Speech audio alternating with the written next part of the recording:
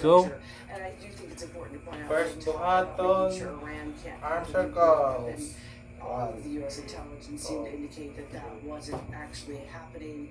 And even the president himself, back in June, when he bombed the nuclear site, said that the program had been obliterated. So there's a lot of questions about that aspect of this. Yeah, and Patty, Peter Hegseth got questions, as did Trump yesterday, about the new leader in Iran, and that's the Supreme Leader Moshtaba Khomeini, the son of the assassinated Supreme Leader Ayatollah. Excuse me, did I say Khomeini? I meant Khamenei, the son of the assassinated Supreme Leader Ali Khamenei, who was killed on the first day of this war.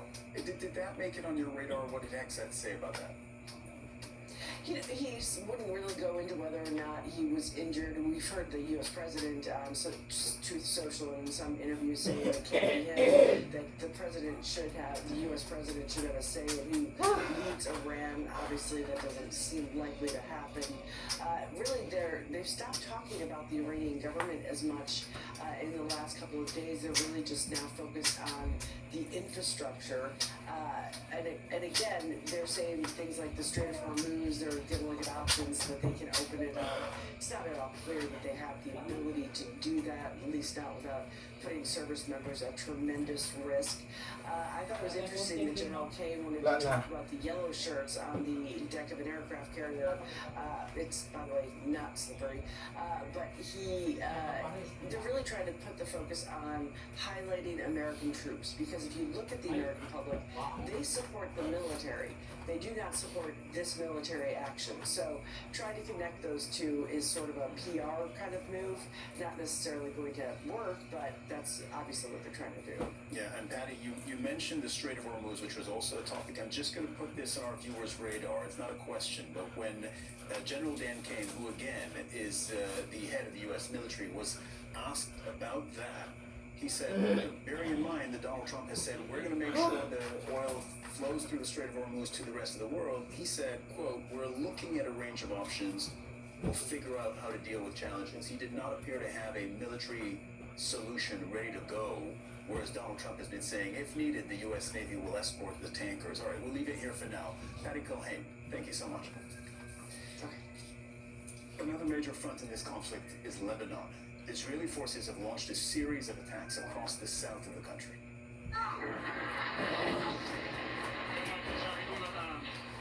The army says it is targeting Hezbollah military infrastructure and warned residents south of the Litani River to leave. Israeli media are reporting that the military intends to expand its buffer zone along the Lebanese border beyond its current limit.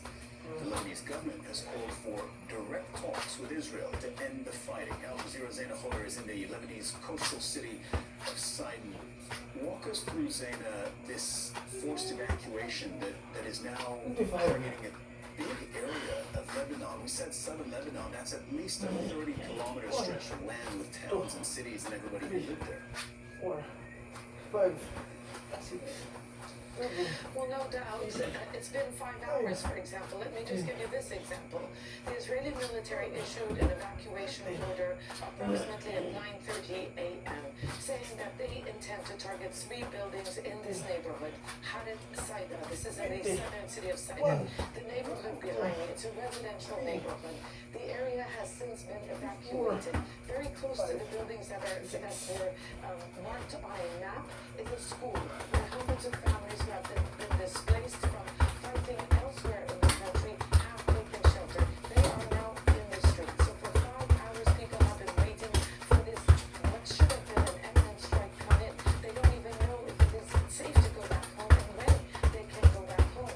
And how inside out this would be, if indeed it comes under attack, it will be the first time since the latest confrontation between Israel and Hezbollah began. It was repeatedly hit during the last major conflict in late 2024. Now, south of the Litani River to the Israeli border, that whole area is largely empty of 6:30, that's so good. Some people still stay there, and that's why we are getting this high civilian casualty toll, because some people are refusing to leave because they have nowhere to go. And almost every day, the Israeli military issues forced evacuation orders from areas south of the Litani River.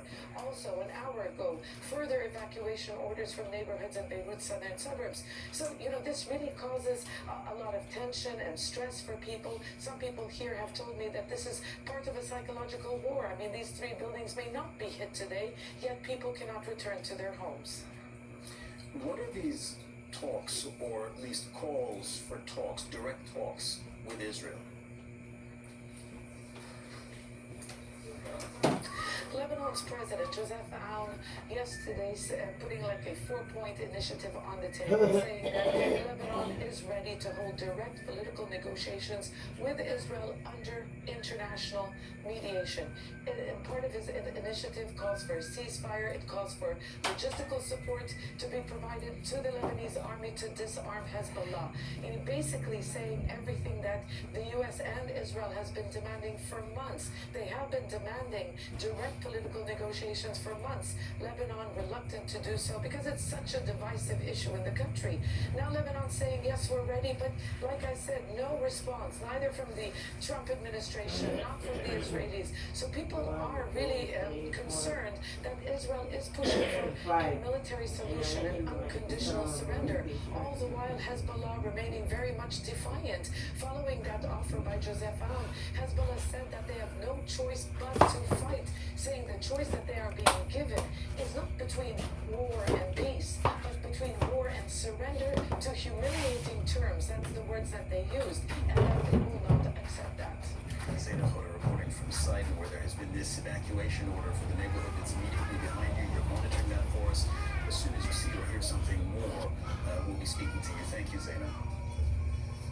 Several new Iranian strikes have targeted the Gulf region. In Bahrain, a residential tower was hit in the Sif district of the capital, Manama. Officials say a 29-year-old woman was killed and 8 people were injured. The UAE and Kuwait say they have also been intercepting missiles and drones, and Saudi Arabia's civil defense says a drone fell into a residential area in Zulfi, that's a city in Riyadh province. And speaking at a press briefing in Doha, Qatar's foreign ministry spokesperson warned against any further escalation. We have warned in Qatar for many years now that escalation left unchecked in the region would lead to catastrophic results. We are at that moment where we are seeing the catastrophic results across the region. Right now, as we speak, you can put a map of the region in front of you and you will not be able to find a finger-pointing space where escalation is not happening. This is exactly what we have said from day one. This is the biggest I told you so, this is if I told you so in the world. We have said from day one, left unchecked, the escalation that started in 2023 would lead to a regional war. What we are seeing right now is a regional war that still can't be contained. But the trajectory we are going through right now is a very dangerous trajectory for the region, and we keep warning that again, this left unchecked and conflict moved from negotiation rooms to battlefields, even more catastrophic results for the region. And Al Jazeera's Axel Zaydech is reporting from here in Doha, the Qatari capital. Axel, Qatar's identity on the world stage and in this region is as a mediator. But now they're directly under attack, as are the other Gulf countries. We heard of detonations just a few moments ago. How is Qatar's posture at the moment? Well, Qatar's response is actually on 2 fronts. It's defense and diplomacy, as these attacks keep ramping up across the region. We've heard the statement coming from officials here in Qatar saying that Iranian strikes across the country are a flagrant violation of Qatar's sovereignty here. And Iranian president's apology we heard last week has not been translated yet into action. That's a strong word as coming from officials here. And they also say that Qatar's air defense forces are working continuously to respond to these attacks, but also to protect a vital civilian and energy infrastructure across the country. They also say there is an intense diplomatic activity. We've seen the Qatar's Prime Minister and Foreign Minister hosting the meetings with the GCC leaders, but also with other partners across the region, and as well with the leaders of Egypt, Turkey, and many other countries, and across the European Union, and trying to basically bring all the parties back to negotiations. And this is the main crucial point that officials here try to emphasize. Despite these attacks that we've seen around, diplomacy is the only way, and diplomatic Ikaw way, pa naman diplomatic yung means islak will na be sinawon. the only way to end the war. So that's why they will keep Pero pushing diniwang these mo diplomatic karon. activities in the hope to find a way to reduce tensions in the region. Magkantakan pa sa amin nga. Thank you very much. Dalawang naman ang kuhan At least 3 U.S. warplanes have arrived at a British air base in the wake of the conflict in the Middle East. The UK's Ministry of Defence says the U.S. has started using British bases for, quote, specific defensive operations against Iran. British Prime Minister Keir Starmer initially refused access to his country's bases. U.S. President Trump had criticized Starmer for that decision. Richard Gaisford joins us live from the Royal Air Force Fairford base that's in Gloucestershire in the UK. Richard, this has put the UK in a difficult position with respect to the U.S. So what exactly are these bases going to be used for? We heard specific defensive purposes, and what's the British Prime Minister saying about this? Yeah, you'll remember at the start of the conflict, Keir Starmer said that he wouldn't be pressured into going against principles and British interest. Seems now to be back perhaps more on Donald Trump's page. The pair spoke on Sunday, and Keir Starmer said that he was happy to be part of this collective effort for defending partners in the region. So that means this base area Fairford is used for these defensive bombing missions. And you can see behind me B-1 Lancer bomber on the edge of the airfield here. An awful lot of activity around these aircraft this morning. We've counted 8 of these B-1s being looked at, being prepared this morning here at RAF Fairford. That, despite the RAF name, is an active American airbase, one of 12 that the Americans use and control here in the United Kingdom. And it is crucial to them, really, because it's one of only a few in the whole of Europe that can handle 3 long-range bombing aircraft. The B-1s that you see, but also the B-52s, which 3 of them flew in yesterday. These giant planes that have been in the air for very nearly 70 years now for the Americans. They have a huge range, could make it to Iran and back, but also carry massive payloads of munitions as well. And the air runway here at this airfield, RAF Fairford, is 3 kilometres long, which means that all of these aircraft can take off easily from it, including the B-2 stealth bombers, which are also based here, and they have what's described as climate-controlled hangars, which allow them to prepare and maintain the special coatings that are on those aircraft to keep them off of enemy radars. Yesterday in the House of Commons, John Healey, the British Defence Secretary, laid out what he described as 3 core strategies for the Middle East. He said that Britain wants to strengthen collective defence, coordinate with allies, and ensure a legal basis for decisions.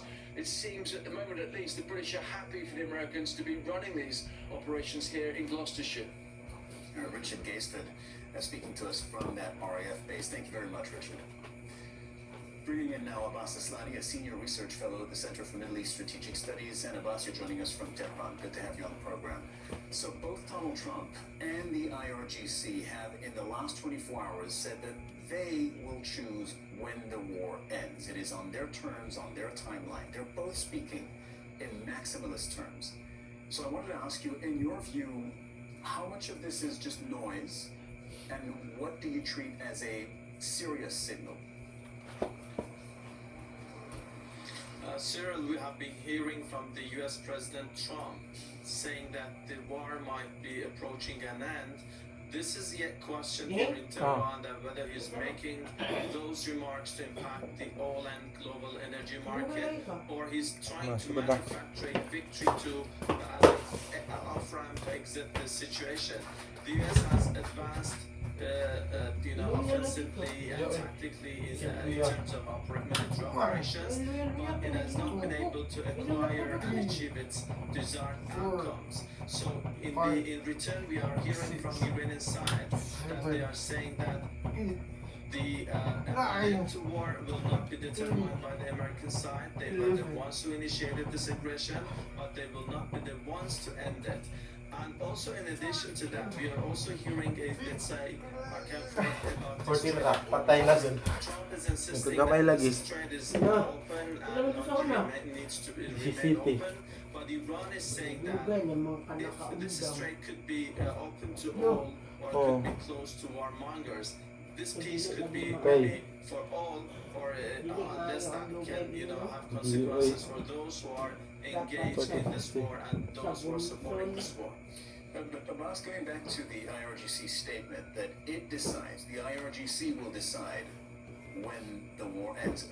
What does that mean? Because the U.S. and Israel are on the offensive. As you say, they initiated this war. If the IRGC says we decide when it ends, that would mean that, for instance, Donald Trump could say it's over, we'll stop attacking, and they would keep attacking.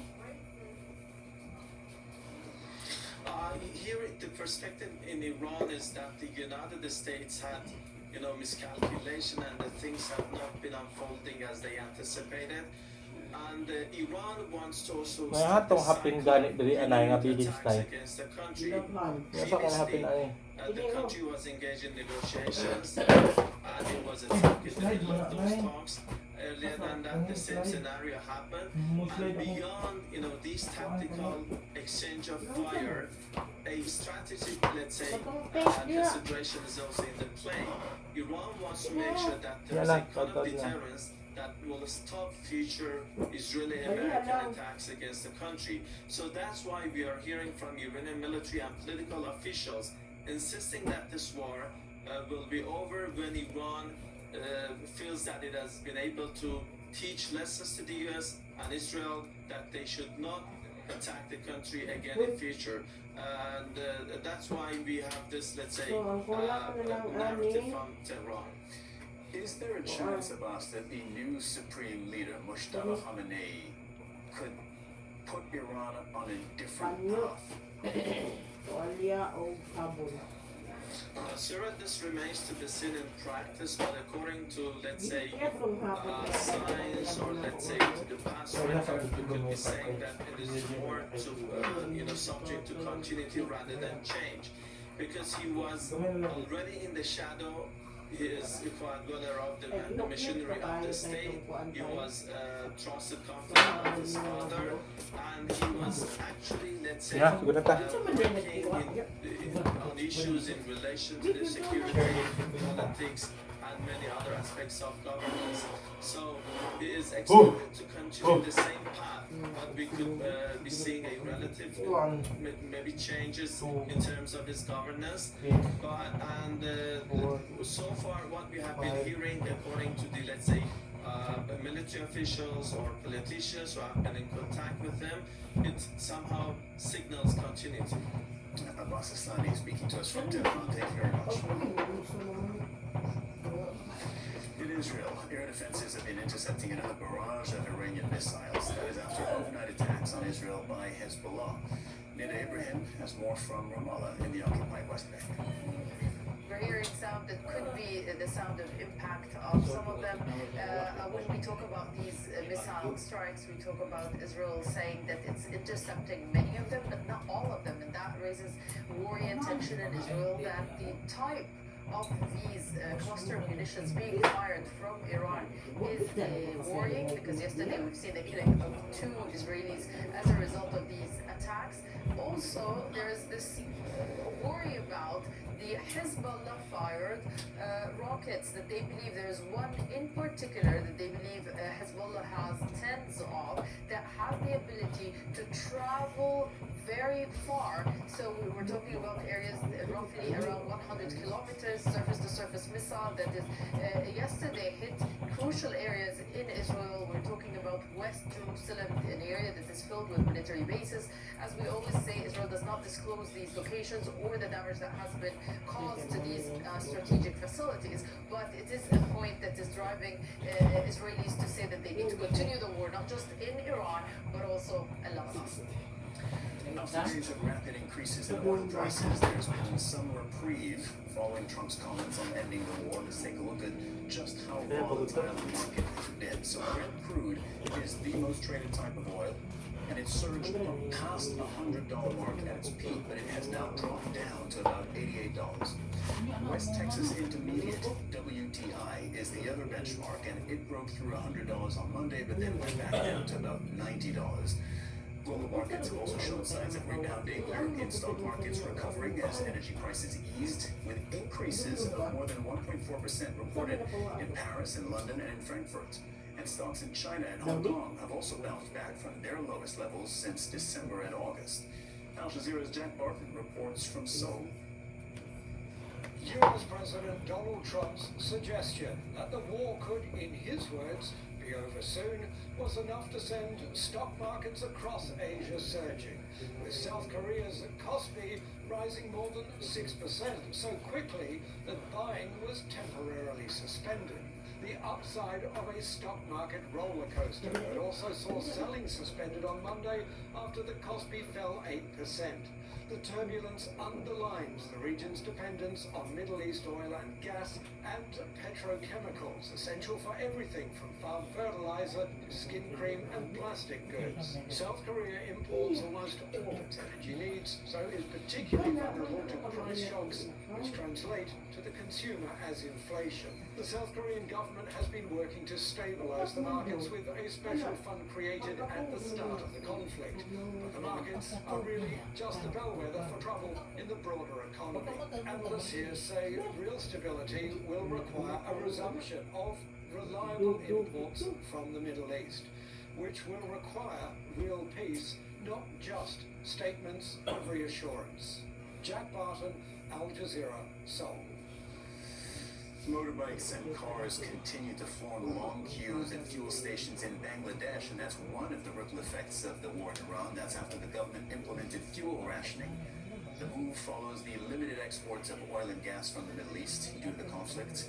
Bangladesh is reliant on imports for 95% of its energy needs. I see a long queue here. There is adequate fuel, but people are worried if the fuel goes stocked out. Hence, many people are filling the tanks in advance. Also, Eid is nearby. There'll be huge traffic then, so people are a bit worried. I also had some fuel in my tank. Still, I loaded it now again. The queue is shorter today. The authorities increased the limit to 5 meters for motorcycles, and people are in less rush now. If it continues, there won't be any problem.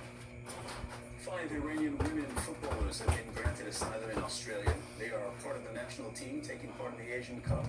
The announcement follows days of lobbying by rights groups, including a protest outside the team's hotel. There were concerns for players' safety after they refused to sing the national anthem ahead of their match against South Korea. The women were branded traitors on Iranian state television for their defiance. The plane carrying the rest of the team has departed Australia, according to local media. And thousands of Afghans living in Iran are fleeing across the border because of the attacks by the U.S. and Israel. According to the United Nations, between 3 and 5 million Afghans live in Iran. Around 2,000 are crossing the border every day to seek safety.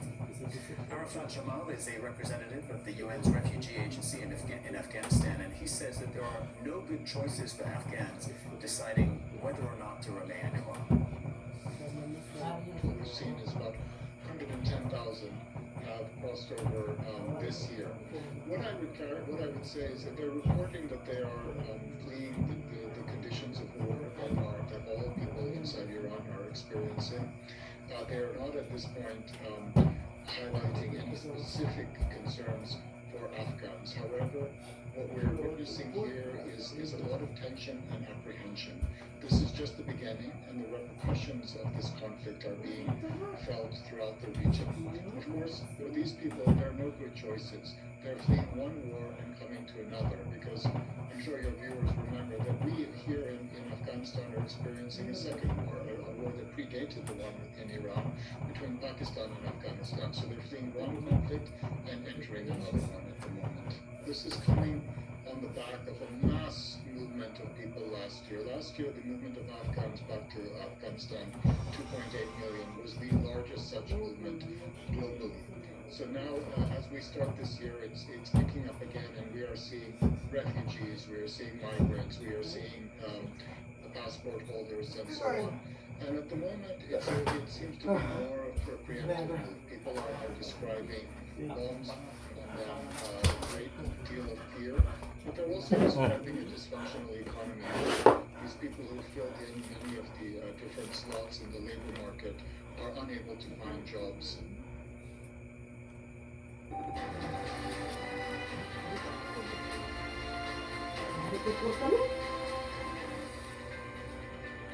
I'm Cyril Vanier, and you're watching Al Jazeera's continuing coverage of the conflict between the U.S., Israel, and Iran. Iran stands alone, and they are badly losing. The U.S. says it is winning the war and warns of the most intense day of strikes yet against Iran. And devastation across Iran, President Trump saying that the war will end, quote, very soon. But Iran's Revolutionary Guard says that it will decide when the conflict stops. A warning of catastrophic consequences for oil markets if the war continues to disrupt shipping in the Strait of Hormuz. And we report from a British air base where U.S. bombers have landed to take part in defensive operations against Iran. Israel considers expanding its operation in southern Lebanon as the Lebanese government calls for direct talks to end the fighting.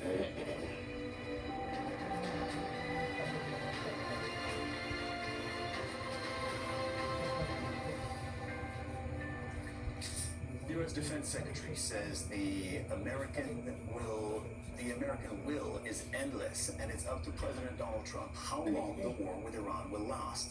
In the past hour, Pete Hegseth spoke from the Pentagon to give an update on the conflict, which is now in its 11th day. We haven't stated how long it will take. Our will is endless.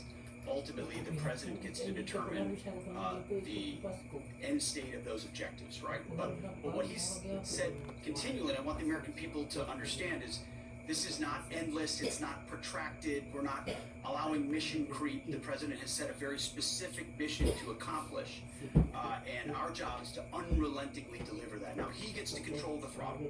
He's the one deciding, he's the one elected on behalf of the American people when we're achieving those particular objectives. Earlier, Iran's Revolutionary Guard rejected comments by President Trump suggesting that the war will end soon. It dismissed his comments as nonsense, saying it is up to Iran to determine the end of the war. The exchange of words continues as people in Iran endured some of the most intense bombardments since the U.S. and Israel's attacks began. Now we have correspondents covering developments from Washington, D.C., from Ramallah, and right here in Doha. Let's head over to Patty Culhane, who's in Washington, D.C. So, Patty, we just listened to that press briefing, as did you, from the U.S. Defense Secretary, Pete Hegseth. I would say the main question he was getting, and even the main topic he seemed to want to address, was when and how this war ends. What would you say to our viewers? What did we learn? Well, I don't think we learned a whole lot of new information other than the fact that we saw Pete Hegseth try to come out and reassure the American public that this isn't an endless war and this isn't about building democracy. So why is he doing that? Well, because this is deeply unpopular. People in America are starting to pay the price, especially when it comes to the gas pump. Farmers are about to pay a whole lot more for fertilizer just as planting season gets underway. So the American people are feeling the cost of this, and there's a lot of questions as to why the U.S. is doing this. So you saw at the top of that briefing, he came out and talked about Iran's involvement in building improvised explosive devices during the Iraq War. That's not resonating with the American public. He talked about the fact that the U.S. is trying to stop Iran from having a nuclear program. Again, hard to square that with just this past summer when they bombed Iran and said the nuclear program was obliterated. So now coming out and saying there are three objectives. Once we found those, once we have accomplished those, then the president has the ability to end the war. And as you mentioned, Iran is saying they get a vote in that as well. But again, the objectives are to destroy the military-industrial complex that creates missiles and drones, to destroy the Iranian Navy, and to destroy the Iranian nuclear program, again, which they said they'd already done. And then there was less talk about the Strait of Hormuz. The president has been very vocal about that, saying that he might take it over. The Navy has said they might escort ships because, again, it is having an impact on the American people. Saying they're going to do it is a much different thing than being able to do it. It's a very narrow strip of water. There are concerns about mines. So that is less clear as to what the Pentagon's objective is when it comes to the Strait of Hormuz. Going now to the White House, our chief U.S. correspondent, Alan Fisher, is there. Alan, the U.S. signaling, and we heard it from Hegseth, and yesterday we heard it from Trump, they are signaling that this war begins and ends with the U.S. president. And the advice he gets from his military advisors. Look, Donald Trump, over the last 24 hours, has sent out fairly conflicting messages about how long this war is going to last. Late yesterday afternoon, he called a reporter and said that they were very complete, pretty much, as far as the war was concerned. The timing of that was important, because what it did was stabilize the markets, both the price of oil and also on share prices as well. So that wasn't a coincidence. And then he had a news conference when he said that if Iran decided to block the Straits of Hormuz, the United States was going to hit them harder than they've ever hit them before, which would indicate that this war isn't over. Now, he was also asked, is it likely that the war will end this week?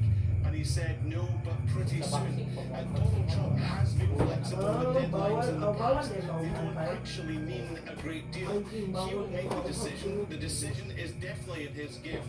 He's got to listen to military advisors. But he's also got to think about the PR of this. He's got to be able to declare a win. He's got to show what they actually achieved. Now, he wanted regime change right at the start, but that clearly isn't happening at the moment. They still hope that somehow they might be able to ferment some form of revolution. He thinks that they have destroyed the Navy, the Air Force, and air superiority over Iran. To being true, that they won't pose a threat outside their borders anytime soon. But he's got to try and sell, as Paddy was saying, that to the American people.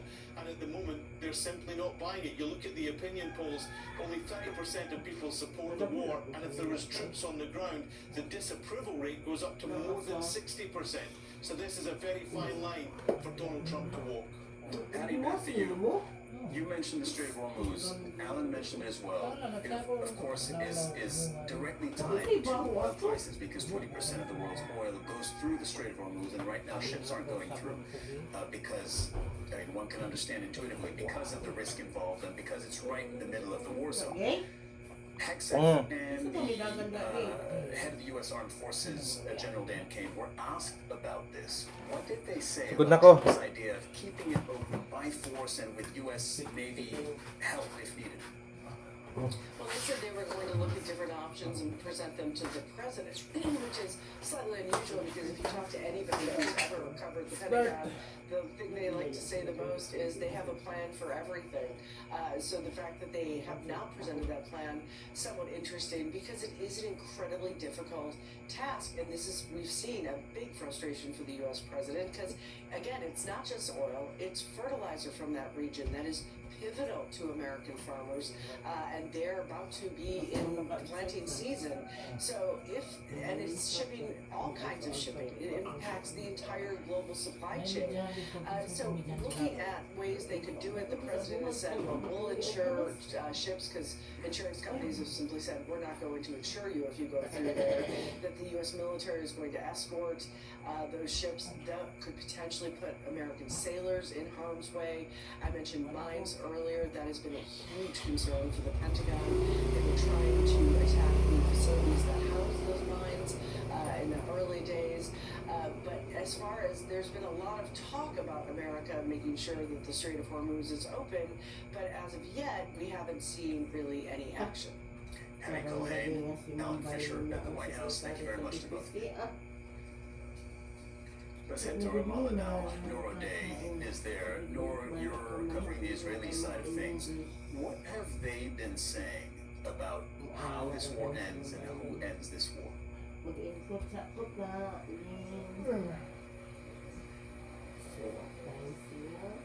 Well, there are two things happening at the same time, Sarah. On the one hand, no Israeli official is going to cross Donald Trump when he says that the war could end soon. Having said that, the Israeli narrative and messaging to the Israeli public is very, very different. Where the U.S. administration is not really talking about regime change, toppling the government, Benjamin Netanyahu and his officials and they're talking about this war taking as long as it takes. Now, in order not to sound like they're contradicting a very important ally, one without whom this war could not be proceeding, what we're hearing now is that the Israeli government will approve an extension of the state of emergency until the 26th of March. That's an indication that Israel is planning For the long haul, they will be increasing the defense budget by about $13 billion. And already Israelis are filing for compensation, about 10,000 requests so far, nearly half of them from Tel Aviv. So that tells you that enough damage is being done for Israelis to begin asking for compensation, for the government to need extra budgeting. But Benjamin Netanyahu has made it very clear this is the chance of a lifetime for Israel. They will continue to do this. They will continue to pound Iran until they can create the conditions for ending the Islamic Republic in Iran, ending the control of the current government. We heard from senior military sources in Israel already talking about tonight being one of the most decisive in the war so far. The idea is that Israel will create as much damage as it can so long as the U.S. will continue in this war effort. Nora Day Ramallah, thank you very much. Let's bring in now our guest, Andres Brady. Andres is an associate professor at the School of Security Studies at King's College. Para maanad ang lawas kapag ba kayo nalaktawan baya. This is day 11 of the war. Isa ra good. The U.S. and Israel, each time they give a Ay, day daghan, mag tulo ka adlaw. absolute confidence, and I mean they seem to be almost giddy at how well they feel their military campaign is going. What is your assessment? Obviously, the Pentagon gives briefings on the operations and how the operations are being conducted and how they unfold. Hexet is supposed to be, as the secretary, is supposed to be the link between operations and strategy, and he obviously has a very tactical mindset.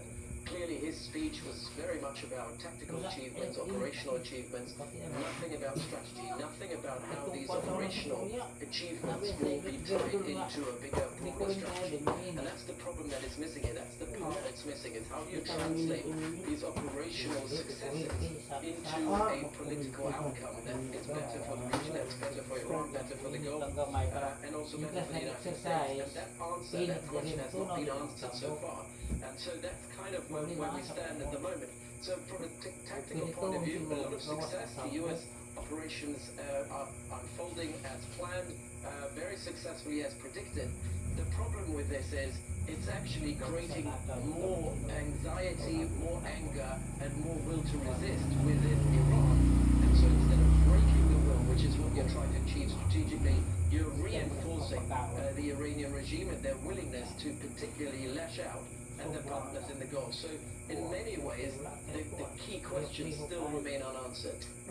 Okay, let me push you a little bit on this, because I think many viewers will be thinking the following. Both the U.S. and Israel are countries that have shown in the past they are masterful at the tactics. They can win almost any battle, destroy almost any target, find and hunt down almost any enemy. We've seen it time and time again. We've seen it every day in the past 11 days. Okay. Both of those countries have also shown that when it comes to day after thinking, when it comes to greater strategy, thinking of second and third order consequences of what happens in a certain part of the world, including this one, when they start a conflict, they're not so good at that. So are you saying we're seeing the same thing again? What Israel has been doing, and now the Americans have been sucked into that sort of approach, is military-centric, force-centric. It's about delivering force. It's about degradation. It's about attrition, which costs a lot of money, by the way, and this is another problem. But so far has been sustainable in terms of blood loss on the side of the Americans. The problem is that it has to be tied into a political outcome, and that's where diplomacy comes in, that's where economic levers of power come in, and this is when you actually develop a narrative for victory, which America is fundamentally lacking. There is no narrative for how victory looks like. And for the Iranians, it's quite simple. As long as they don't lose, they win. And if America doesn't win, it will lose. It's as simple as that. And so in this kind of context of where two sort of wills clash with one another, if you're unable to actually articulate your narrative for victory, which is the Americans are unable to do, you will not win this war. So what we're likely going to see, because it's all about degradation at the moment, is that the Americans hope that they can dictate the terms of saying, now we've degraded enough, we can pull out, we've won. I don't think that the Iranians will allow them to do that. So ultimately, What does that mean? What does that mean? That's a question I tried to ask earlier. The ARGC have said, hey, we decide when this war ends. What does that actually mean? That would mean that potentially Donald Trump writes a post on Truth Social, as he did last year in June, saying the war's now over, we're going to stop attacking Iran, you have to stop Israel, you have to stop. And in that scenario, the IRGC would keep firing. Last year, the last day when Qatar was attacked in June 2025, Qatar was keeping the channels open. There was intense diplomacy all night during the day to get the Iranians on site.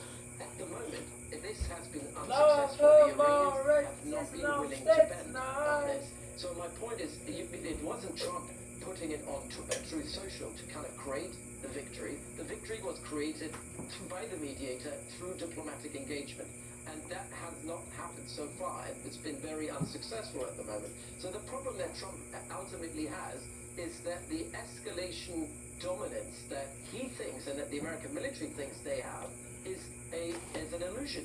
The escalation dominance lies with the Iranians, and not necessarily vis-a-vis Israel and the US, but vis-a-vis the partners in the Gulf. None of what we've heard today actually addresses the massive elephant in the room. What's going to happen to the relationship between Iran and the Gulf? Will they keep on firing at very low cost? What about the Strait of Hormuz? What about energy security? What about the security of supply chains? All of that could potentially be a collateral damage of a longer extended war, and none of that has anything to do with the sort of tactical achievements that the US military is boasting about. Andreas, will the US and Israel continue to be on the same page until the end of the war? Because right now their military campaign is being operated with what seems like almost perfect synchronicity, right? They're operating almost as military.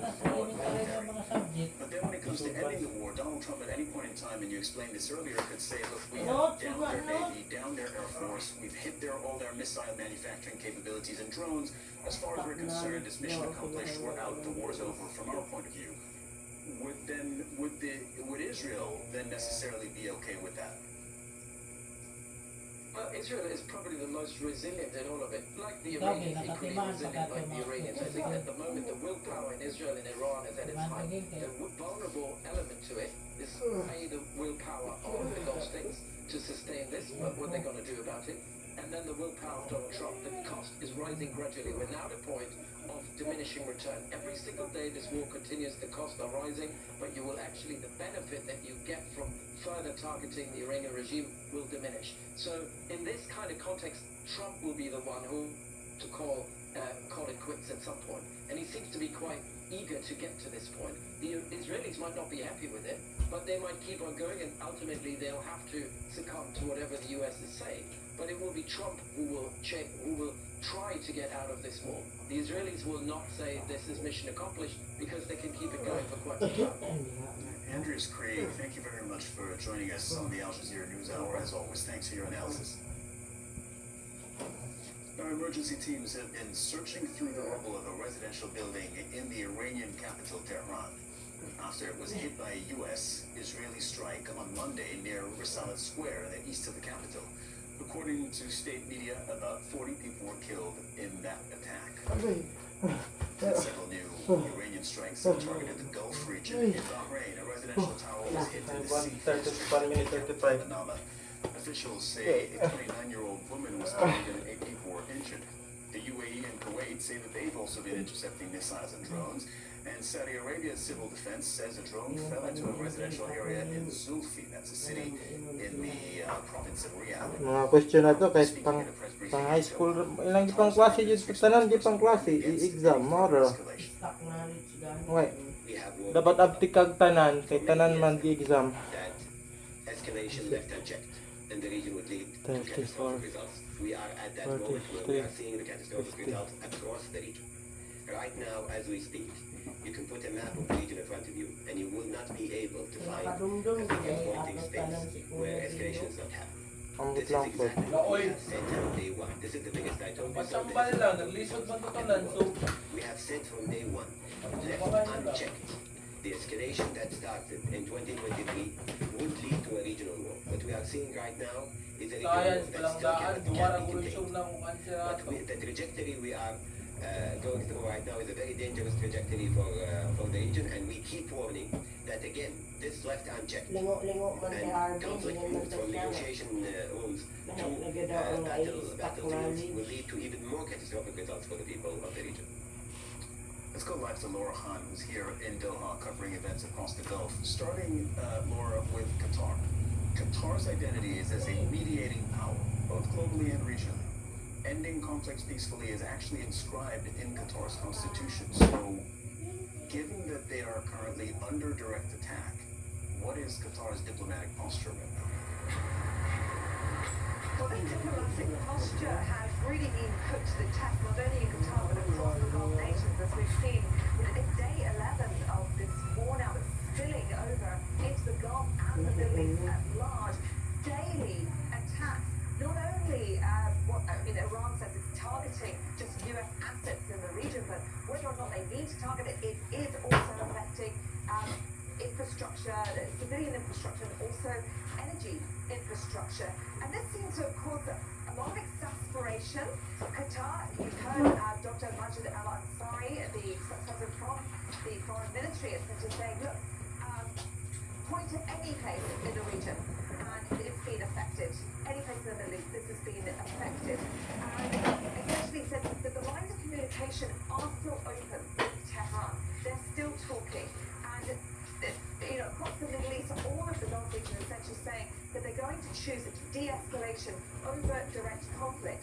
Qatar has, this is part of their identity. But just 5 news local time, we had a lot going on after saying that there's a security threat. The Ministry of Defense of Qatar said that they had intercepted a missile attack coming into the country.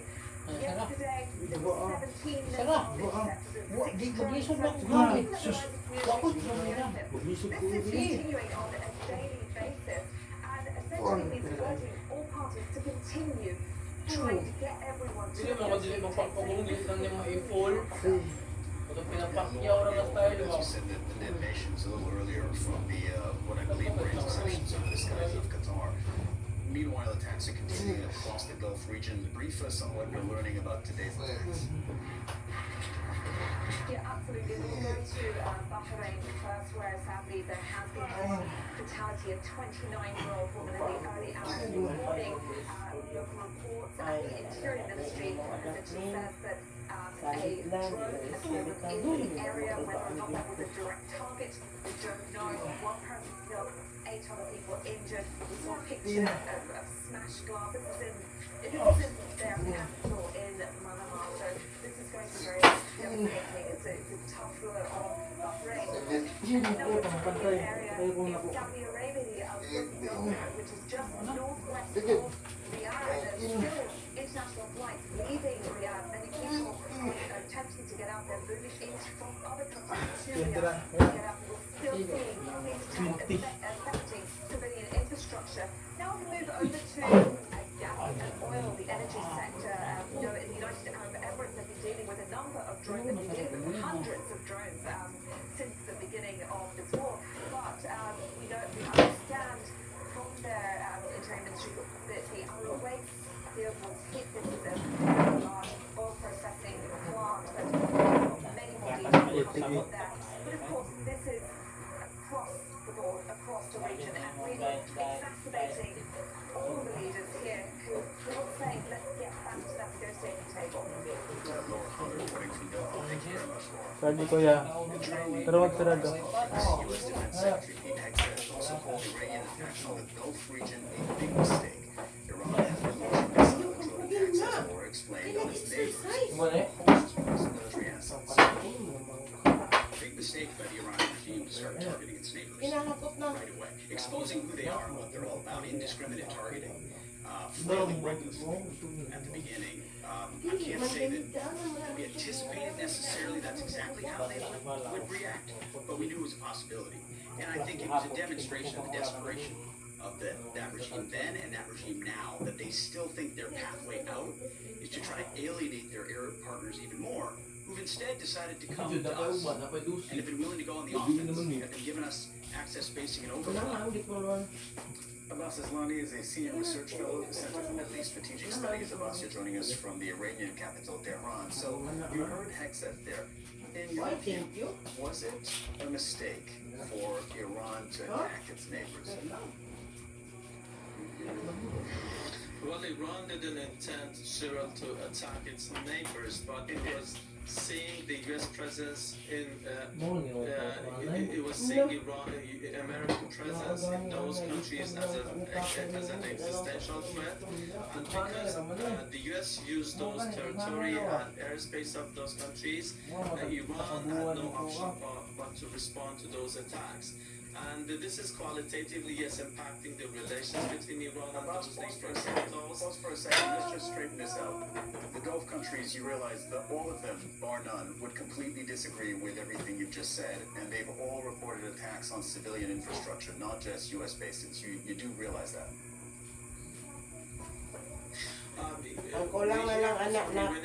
Saying that the US is also using non-military facilities in order to launch attacks against Iran, or at least to, let's say, host American sources there. And that's why Iran is saying that it's inevitable to somehow target assets. And this has been also the case that the American side is also, these days specifically, inflicting damage on the residential buildings, hospitals, or civilian infrastructures. Okay.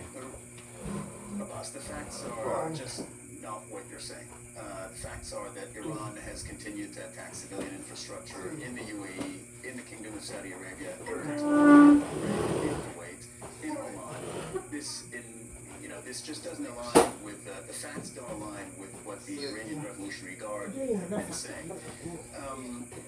Where do you think this goes? Is it a good idea? And I suppose this goes to Pete Hexet's point, right? He was saying essentially Iran has made a strategic error, and that's my question to you. Do you think that Iran has made a strategic error by risking making enemies of all its neighbors? Sir, from Iran's perspective, which is facing an existential threat, this was inevitable, and Iran is facing an immediate threat rather than thinking of long-term, let's say, issues or considerations. That will be the issues to later when this is over. And this is part of, let's say, a bigger balance that Iran wanted to make sure that this will stop further aggressions. Iran is pursuing seemingly a principle of it's going to be all or none. It's a shared destiny that if this could be applied to all actors in the region, or if the backyards of other countries are used to attack Iran, this is going to be also players in the region. Okay, that was going to be my next question, and I know I'm circling around the same issue, but do you think it's by the way, have signaled that this would be the strategy. They said if we're attacked, we're going to regionalize the war, we're going to increase the cost for everybody. Do you think that this is currently, and I know we're only on day 11 of this conflict, but does it look to you like it's working?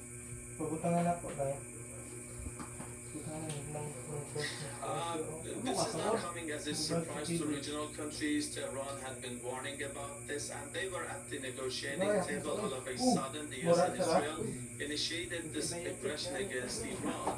So that's why, according to the predetermined plan, this is taking place, and the US is misusing those, let's say, facilities or infrastructure in the neighboring countries. And this is creating a situation whereby all parties are losing. And another logic we have been hearing from Iranian officials in the past few days is that security partnership with the US and American presence in the region will not bring security for those countries, but will bring more chaos and security for the region as a whole. And this is not something which Iran wanted to see folding, but as a result of the aggression which was initiated by the US and Israel, Iran is forced to respond to those attacks and to target the assets in the region, most specifically those who are aligned with the United States, or sometimes it can go beyond that. And this could, and what Iran has been trying to do is to stop the aggression and to respond to those attacks coming. All right, Abbas is Ta. reporting it. Yun na, rest na niya. From Tehran. Thank you very much, Abbas. Tubig, inom sa... Now, these three U.S. warplanes have arrived at a British airbase in the wake of the conflict in the Middle East. The UK's defense ministry says that the U.S. has started using the bases for, quote, specific defensive operations against Iran. Prime Minister Keir Starmer had initially refused to give the U.S. access to British bases. President Donald Trump had criticized Starmer for that decision. Richard Gaisford is outside the Royal Air Force Base in the UK. Plenty of activity here at RAF Fairford, this airfield in the Cotswolds in southwest England. It may be named RAF Fairford, but it's really an active American air base. They have an operation in the UK.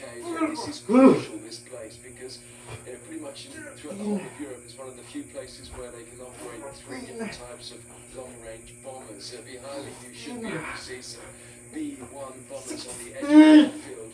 Plenty of activity around those this morning, but more interest perhaps was yesterday when 3 giant B-52 bombers flew over Fairford. It's the first time during this conflict that have been seen here. These Kaya pamagod na ako. Sakit na lang diri ako. Sakit ang diri sakit ay sakit ni dapit. to refuel and can carry huge payloads of munitions as well. RAF Fairford also home to B-2 bombers. Those are the stealth bombers that the American Air Force uses. In fact, yesterday, Donald Trump saying he's so impressed by what he's seeing with those in this conflict that he's decided to order more. They have special climate-controlled hangars here at RAF Fairford for those particular aircraft to help preserve and maintain their stealth coating. So you can see just how crucial this place is. That's why Donald Trump is so keen to get it into operation. Saan? You're watching Al Jazeera. The U.S.-Israel war in Iran has already spread to large parts of the Middle East and is threatening global supplies. Ni-increase sa una, maglisod pa kog abot og city. Pero mabot nag 20. Also warned Iran will face the most intense day of bombing on Tuesday. Hegseth's comments come after President Trump said the U.S. and Israel are close to completing their objectives in Iran. Trump said that the war will end very soon, but not this week. Iran's Revolutionary Guard has dismissed his comments as nonsense. People in Iran endured intense bombardment overnight. Emergency crews are still searching the rubble in Tehran. State media says about 40 people were killed in one attack. Bringing in our guest, Luciano Zakara, who is an Iran and Gulf analyst, joins me here in the studio. And Ahmed Al Ibrahim is a strategic advisor and Saudi affairs expert. You're joining us from Riyadh, Ahmed. Can you tell us about the position of Saudi Arabia right now? I've said multiple times that has been in this very delicate position. They did not want the Middle East to be engulfed in war. They did specifically thanks to stability, economic prosperity, and a vision for the future. But yet, here they are. Everybody is coming under daily attack from Iranian missiles and drones. So, what is Saudi's position on day 11 of this war? Gana jud diver sa kada. Mag-isa sa mapasdan ka. And greetings to you and to the viewers. And what's happening is basically Saudi Arabia and Sige na. Good na ka. basically called day 11 of all attacks, and they're trying to prevent the and protect the security of the nations and the expats over here. And every country they preserve the right to retaliate. But to be honest with you, I think the Saudi Arabia and the GCC country have done something it's unusual with them. They are actually, equating, the pros and cons of actually doing a retaliation against Iran. We're not saying that Saudi Arabia is not any short of harming Iran as much as they are harming us and harming our citizens, but usually this region is always played different. We always ask for diplomacy rather than actually militarization, because the lines of diplomacy, it actually takes you further than actually the line of military. we're not going to gain anything. And we do understand the strategy of Iran actually by putting the whole region into a war. Also putting in mind when this war actually started, the objectives of the Israelis and the Americans wasn't aligned. And I'm surprised actually they announced that their objectives is going to be reached. What is the objectives of Israel and America and Iran? Is it a regime change? Is it what exactly? Because this is how we started by a regime change, and now we are seeing that there's a lot of assets has been bombed in Iran, and this might actually retaliate on us on the same retaliation that actually they are bombing Iran. So Saudi Arabia and the GCC country, they are trying to do their lobbies. They are in basically the driver's seat in actually taking these negotiate with the U.S. and with everybody, their parties involved in this kind of war and trying to de-escalate. I know that Saudi Arabia and Qatar probably they have a direct communication with the Iranian government in order basically to do that. And also, a couple of times the Iranian government has, announced that they're going to stop attacking the GCC countries. We only see words, we don't see actions. And the cost of the GCC country in order to go to this kind of wars against Iran is going to drag for a long time. It's going to shift us from our vision where we want to be, the prosperity and Luciano, are Gulf countries aligned on how to respond to this? When we're talking about Qatar, about Saudi Arabia, the UAE, even Oman, Bahrain, are they all on the same page? I think so far they are on the same page. As my colleague said, there's a common understanding that they did not start this war. They told this war that they would be able to facilitate any kind of de-escalation or possible de-escalation in a humanitarian Qatar open to negotiation or to mediation. That is possible. It is accepted by all the other the conflicting countries. The only point that I would like to make a difference here is that how the different countries have been targeted. This is the attack, but only very minimal. A lot less than, say, the UAE, which has borne really the brunt of the attack. The UAE getting more missiles, more drones. UAE was the worst case, then Kuwait and then Qatar. So even Qatar, that is a country that is still trying to mediate, Iran has been on the front line receiving hundreds of missiles. So it's difficult to see where the strategy, even though they are all in the same line, the same page, and trying to prevent to being dragged into the conflict, the way in which Iran is dealing with all these states is a different way. I assume that the strategy is because they know that it's more complicated. For one hand, they want to give priority to Oman as a hub for possible mediation in the future with the United States. It's more trusted. I don't know why. In comparison with Qatar and Saudi Arabia, because they believe that these are the ones that would be the threshold, the lowest threshold in terms of retaliation. That maybe Saudi Arabia would be more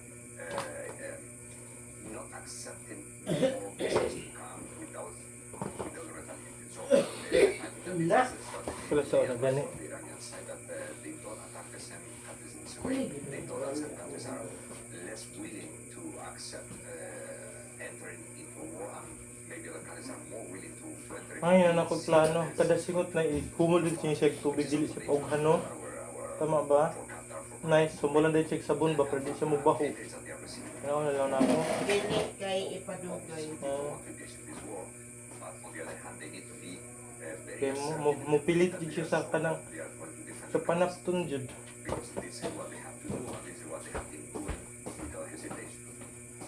You said a little while ago that the Gulf countries are trying to de-escalate things by talking to Iran, or will try at some point to de-escalate things by talking to Iran. Will they also be in the ear of the U.S. president? Napay upat ka klase times 3 per time 12 pa. I think, to be honest with you, this option is on the table. Yun nasugod ako. You have seen how volatile the energy crisis is happening, and this is what President Trump yesterday on the podium and actually announced that he's going to end the war is going to be ended soon, and oil prices has went down almost $20. So they know the impact that this war has done to the whole world. It's not a joke. It's not it's not a Venezuela type of thing. It is more complicated. I mean, we've seen missiles going to Turkey. We've seen missiles going to Azerbaijan. And I think that the GCC country, they have a game under their sleeves. Probably they're negotiating with America that, this is going to continue. We're probably going to renegotiate some of the economic packages that we're going to sign with you because of many reasons. Because you guys are not letting us actually make decisions of the best needs for the region and the best of the region. And also economically, we're going to be delayed, and this is not going to serve the agenda of the midterm election for President Trump or the GDPs in the next presidential election. So how this is going to look in Washington? So I'm sure that the GCC country, they have some way that they can push for economically and politically. And we've been known of doing this. I mean, to your point, the report Qatar has been doing, a peace deal making for the years and years we know, and Saudi Arabia at the same time with the Russian-Ukraine conflict, and UAE also for this matter. So definitely, if they don't do this in that kind of consideration, probably we have other options. Remember that Saudi Arabia, they do have this strategic alliances with Pakistan, and also Turkey now is on the line. So yes, this region can shift the dynamic, but we did not sign up for this war to happen from the beginning. We wasn't informed. Actually, if we'd done anything as a GCC countries, we were basically lobbying not to go into war with Iran and actually exercise the diplomatic path rather than actually fire missile. Because in this region, we know we are not lucky in regime change, and we've been tired of having all these conflicts in the region, and we know what's best for the region. Ahmed, I think it's Luciano, off the back of what Ahmed has just said, he says, we know that regime change operations usually don't end up well, and we know being countries know what's best for the region. The Middle East is being changed right now in profound ways. We don't know exactly where that is very early, so sorry, but because I know this is going to be a hard question, but if you had to guess, how does this reshape, in what ways does this change the region going forward? Well, I think that the change started Nakalagpas naman kasi yung exercise all the niya things sa that we mga keep resort. seeing that they haven't finished. I mean, if we Tumbangon look ika, back and we see, and up. Majid Al-Ansari mentioned this morning, there is an ongoing situation that was not solved, but because of that, there has been an escalation since then. This is driving the whole region into a new era in which force is the shape of the Sitting on the air, rights anymore, and negotiation. Even though there are a lot of efforts in negotiation and mediation, we still see that the only way that countries are willing to, or some countries are willing to behave in the direction is using force. Pero ni-improve gamay ang sa incline push-up ra ni gamay. If they want to promote change, which I still doubt it, that is Squat na ko sa una kay 54, karon kay ni 67, 64.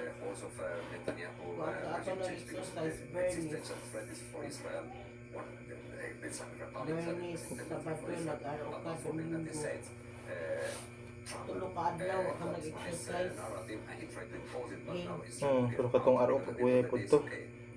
Sunburn ba ya ko to?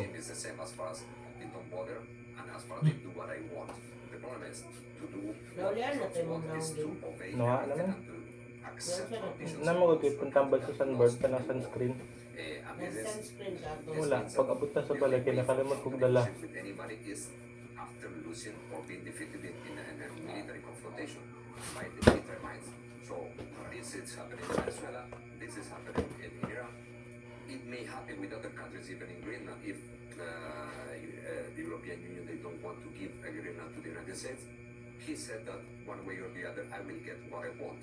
So this is a style that has been or is being imposed not only in the region, in the whole world. I mean, we see that the Ukraine war is still there. It was not fixed. Nothing that has been done so far stop that war.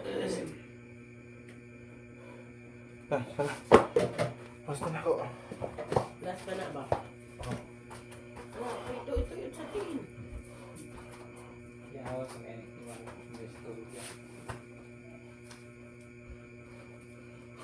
Ilaw.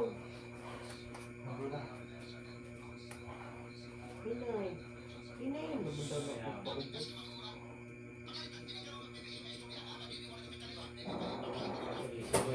piling ang mga istorya ni Gideon.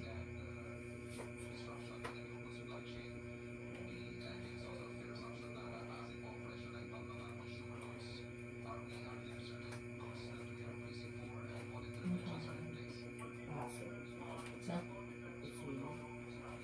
Pasok din ko siya.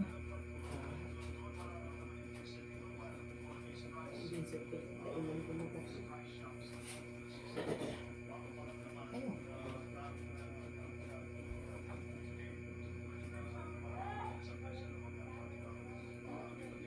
Pamina ko lang.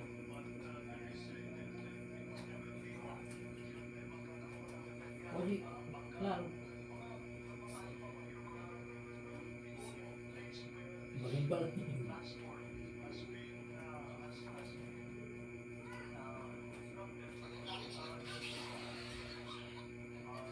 Hala, anak naman ay sila, no?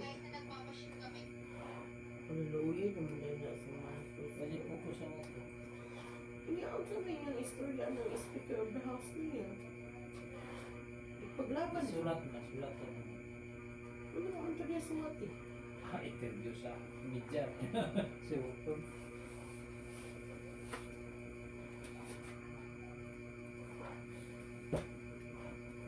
Is po ito yung Speaker of the House ni Pinoy? Ito ba? Ito bayot na. Ito na sa kahit. Ito magtago-tago. Ano ito? Pinoy? Pinoy? Kaya may ang kwanto. Kaya si Duterte si Kuan man. Kaya Harry Roque nga nang nagtago-tago ko sa tago ko sa ito. Kasukan ko nila. Bibili. Para nila bato.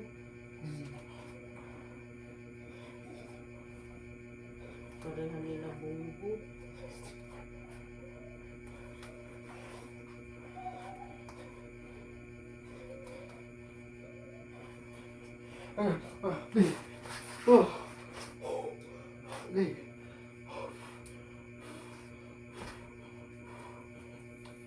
Pila?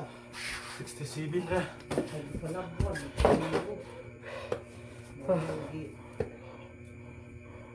Teka, dada yun.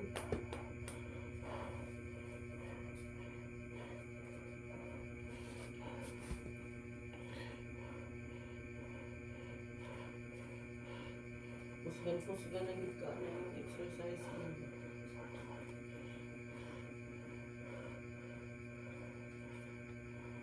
Pong! Pong! Pong!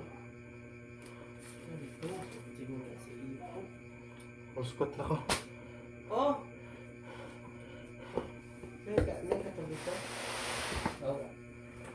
Ito ko mga utos. Balik na to.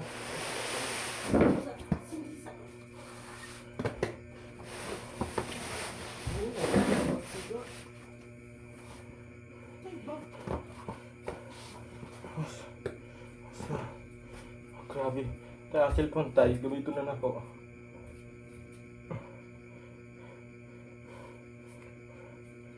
Be. Tono lang. Wala ko ang maestro, lagad.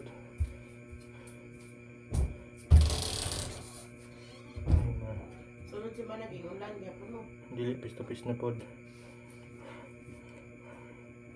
Ugit ko, online na mo pwede mo.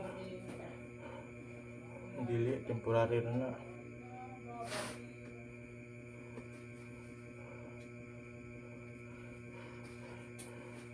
Pila ka seconds, 45. Kaya ka na ako 45. 45 seconds. Kaya ano kaya.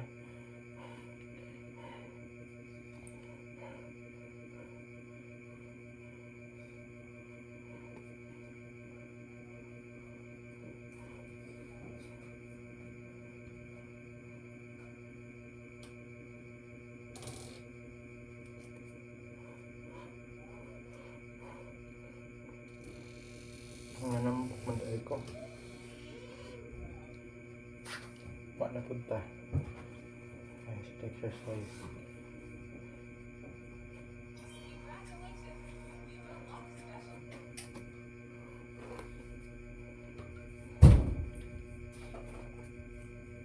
1350.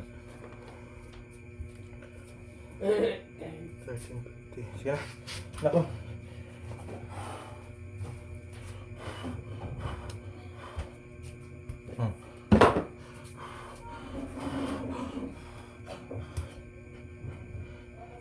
Ready, set, go.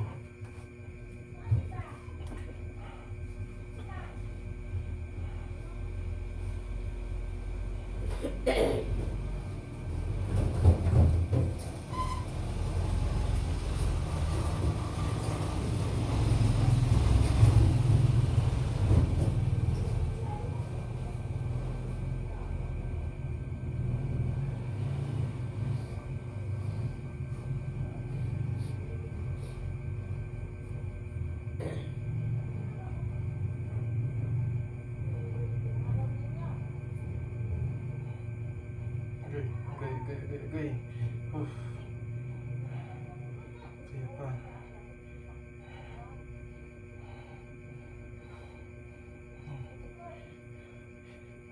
Minute. 1 minute.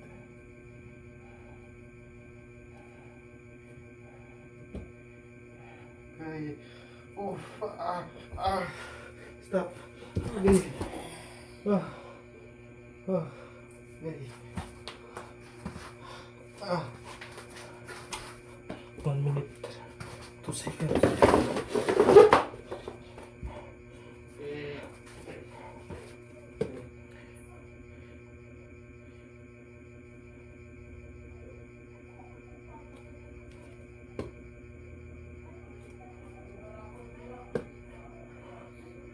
$15.50.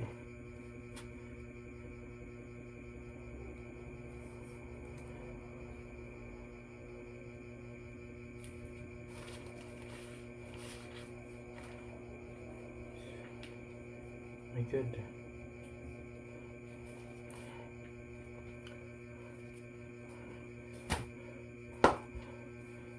That's it.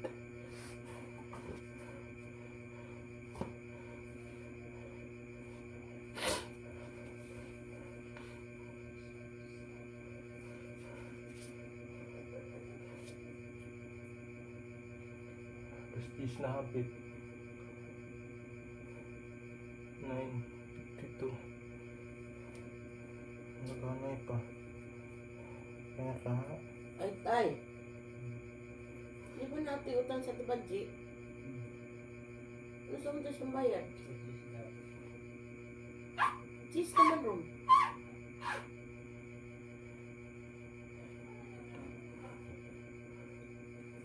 Ay, dapat 6,000 din ang porta nito. No? Pila ramday niyang gihatag na eh. 5. Ako na anak. Manday siya bilin sa yan DOST. No problem. Pila? 4. Ay.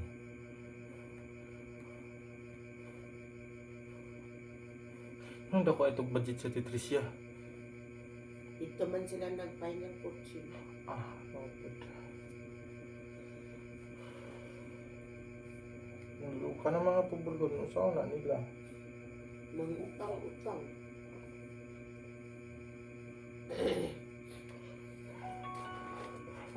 Nakaya may classmate na taga Cecilia, si Almindros. Wala na kalit sa review. Lock. Ang kalit. Kaya naman daw. Nakaamot lang ano.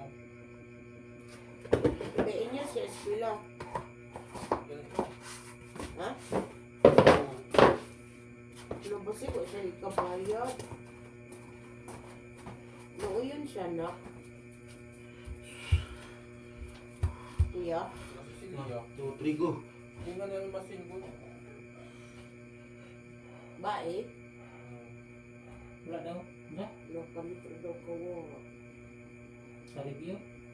Hindi naman pangutan na ila almasin. Ang sugod. Mayroon sila nga. Ano daw. Maling sakit. Tugaya naman. Wala siya ka-final coaching. Wala. Ano? Tugaya na nawala eh. February pa. Paluoy ay.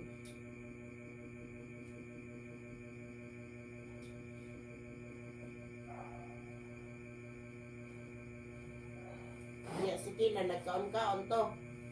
Itlog ka ron. Ay,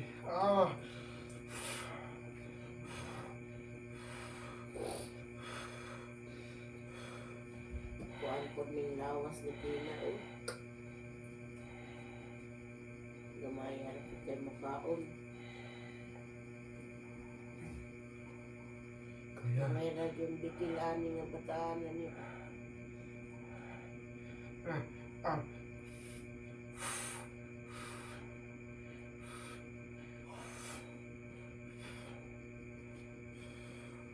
Luoy kaayo. Magsukar bagdugo. Okay. Tama na. Please. Hindi mo pa problemahon anak si Pilong.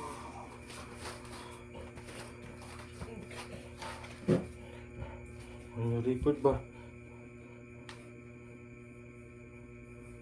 So anak nga bataan na. Giburos nga way sustansya sa limikanan. 05. Kay gatas ana ang taon.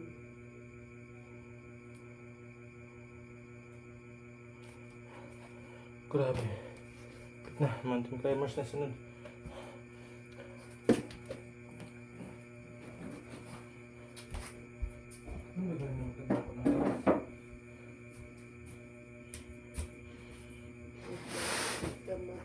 Kasakit ni Kina na kay kaluoy ko niyang sinabuhi.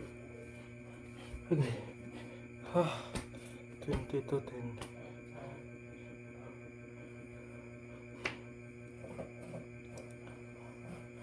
Minutes na lang. 20 minutes na lang, Jud. 20 minutes na lang, Jud.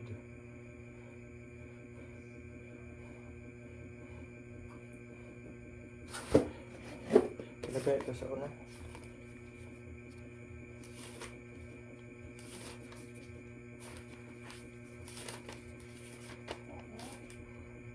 Kaya na na eh. Kaya na na. Sige. Kaya na na.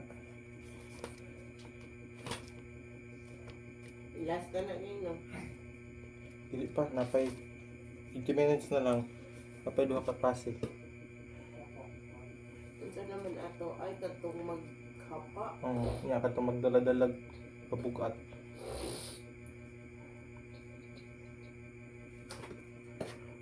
Late ka nagsugod mo. Magpahimo lagi ta na ako dumbbell para madala na ako sa exercise sa eskwelahan.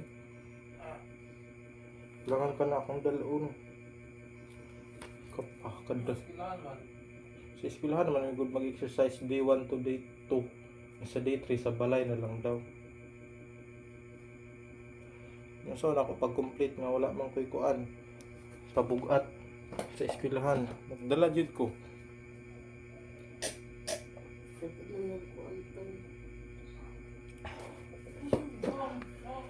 Climbers na. Kani ang pinakasakit. Hindi mo mabuhat og makeshift weights nimo. Start. Ito yun.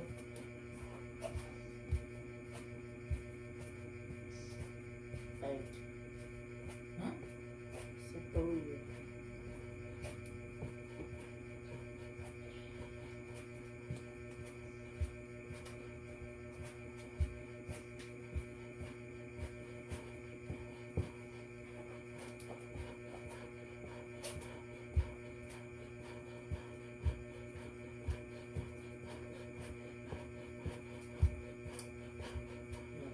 Look, mali akong tain mo na pamukos sa kuwan eh.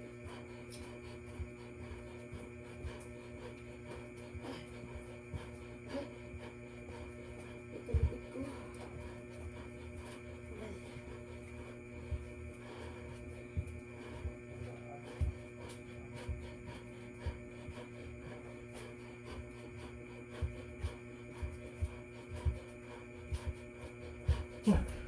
Oh.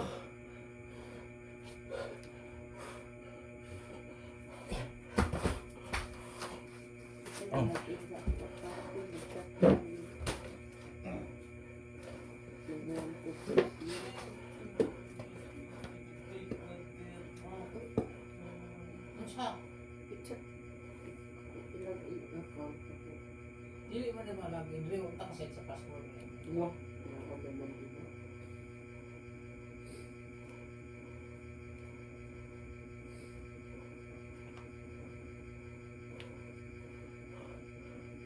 Fifteen, 24.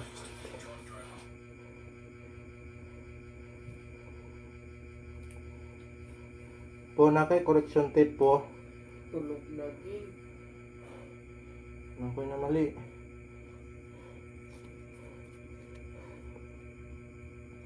Wala si correction tape na eh. Wala. Ako ang naa sa kusina.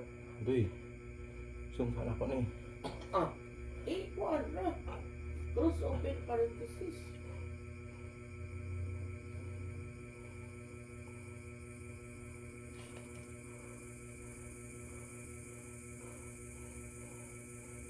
Dumdum ako ugma, padalhan pa ko.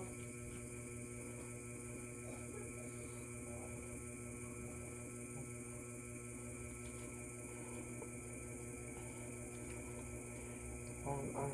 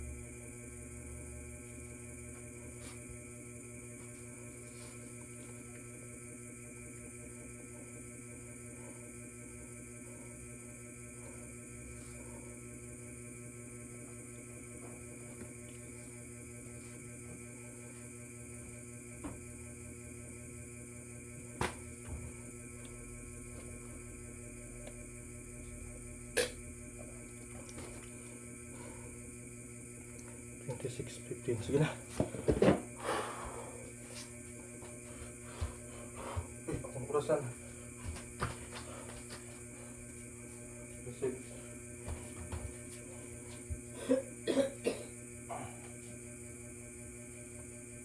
Na. Start.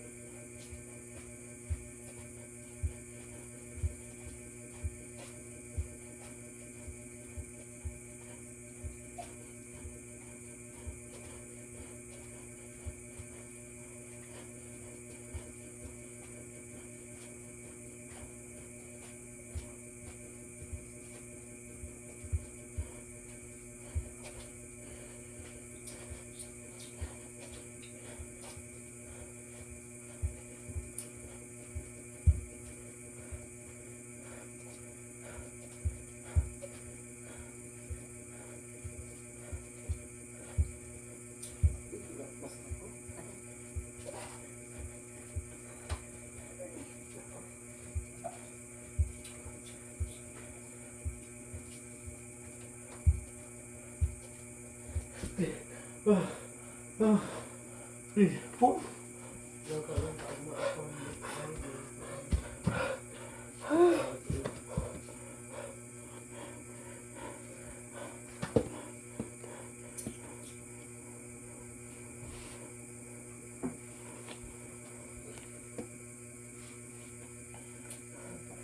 $27.50. Ayun. Ayun ba?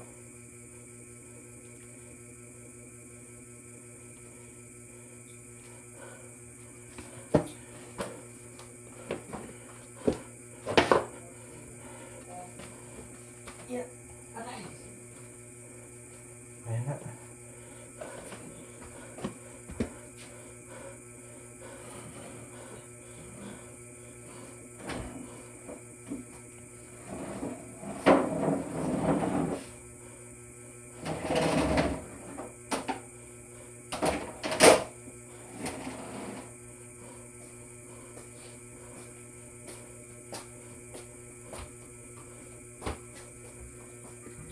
$10, $20, $30, $40, $50, $60.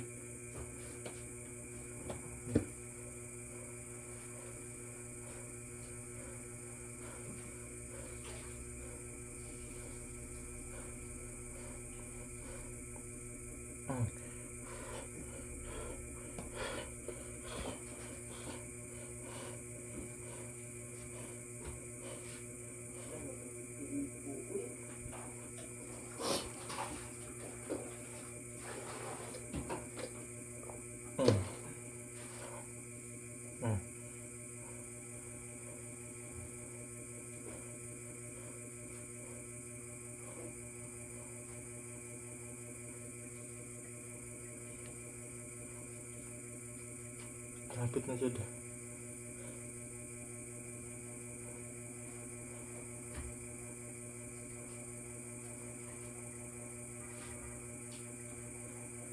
Sunod idayon na. Sunod inay. Nay, sunod i. Kita ko. Agi na dayon. Okay. Oh. Pas pa akong headset ko. Gas ka na, no? Hindi ko eh. Diba, kanda ko ang posisyon.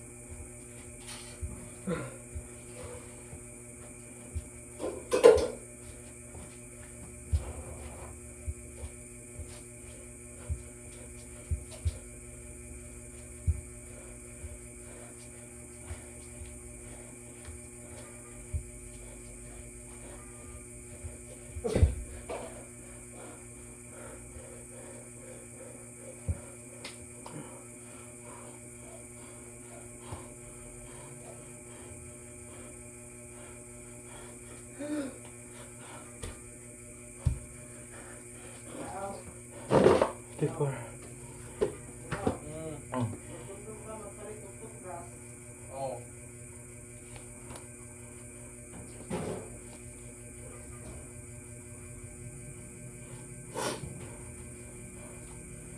Sunod.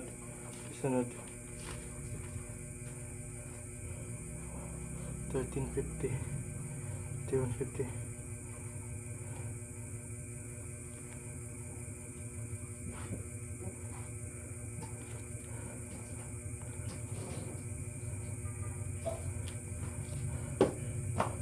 Tayo pa ng cellphone tayo. Mana sa karon na lang sa exercise.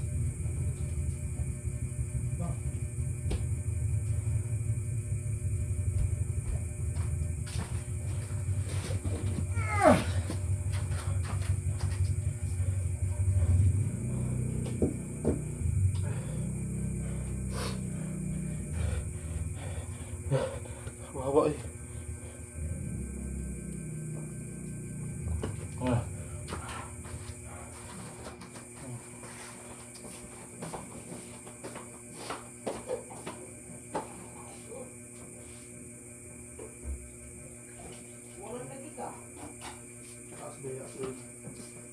Dami kita sekarang.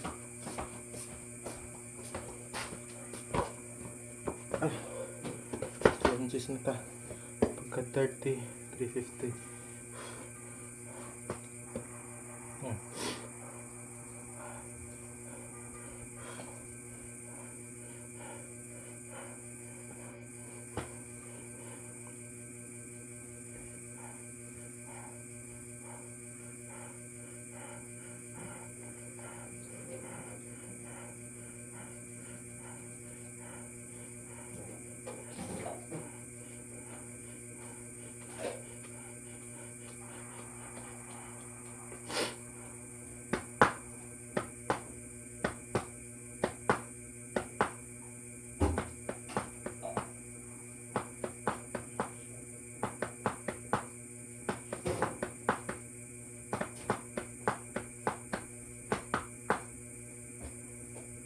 Time na. Last inom tubig. Lunges na. My most feared enemy.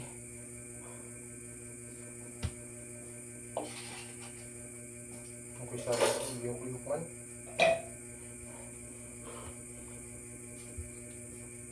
One.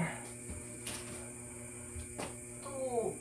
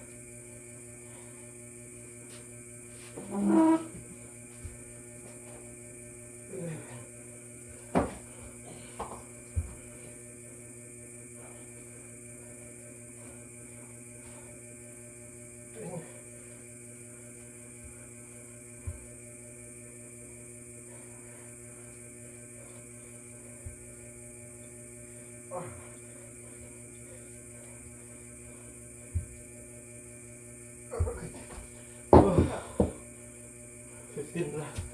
15 ra.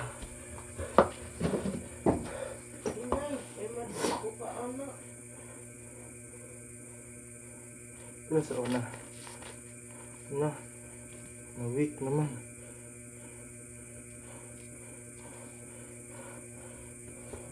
$55, $35, $55.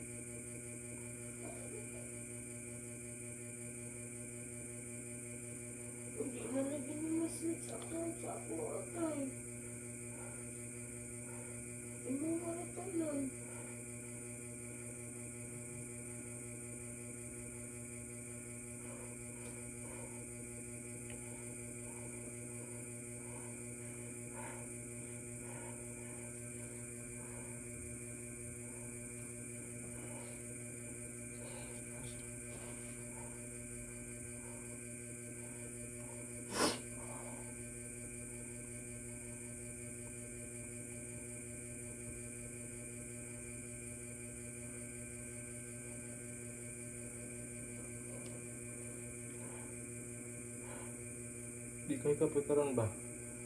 Magaguyangak. Ano naman eh? Bugnaw, ging. Bugnaw. Ah.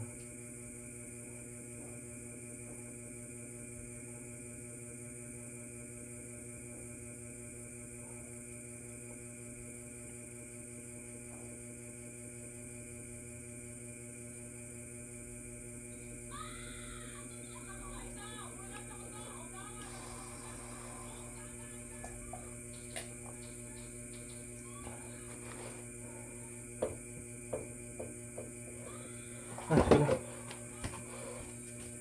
Ay. Hindi naging pagkanaw kay madukdok yung kamot ha.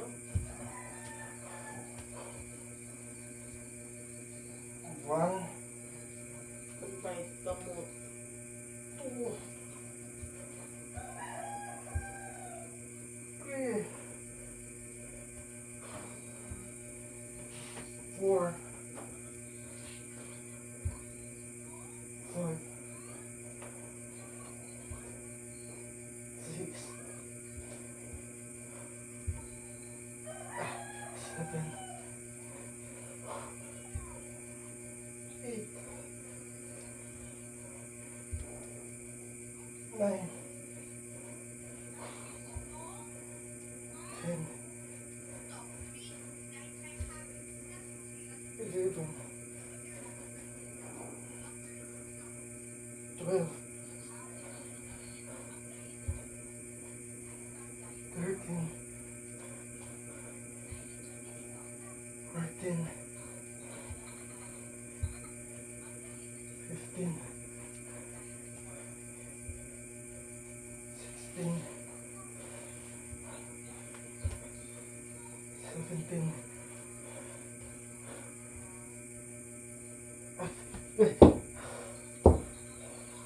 17 lah.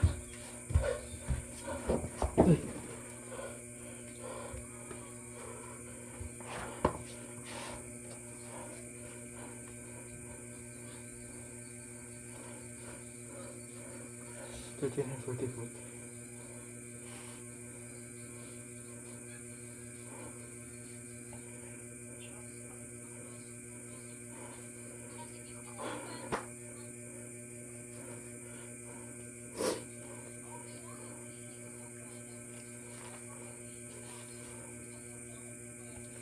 Look kapatay. Oh no, this is bad. Haha. Sick lang siya ba?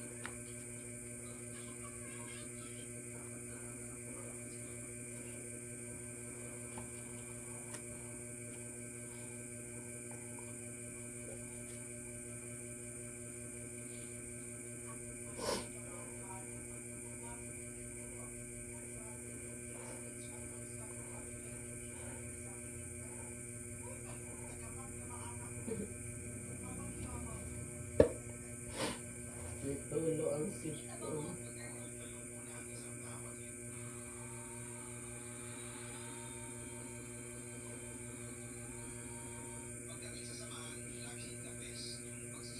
Natulo ang sipon ni Marcos tayo.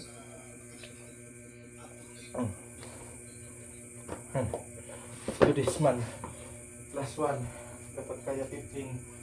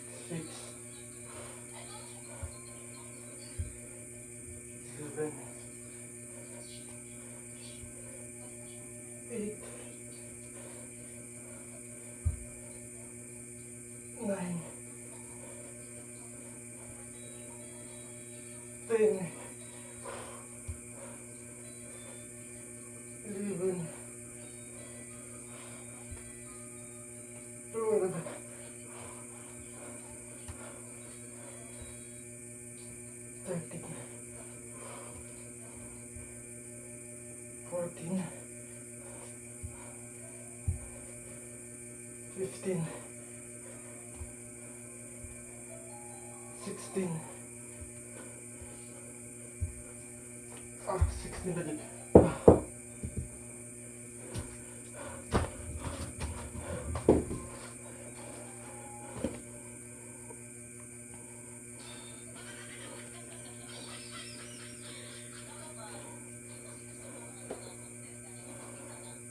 Forty-three, 35.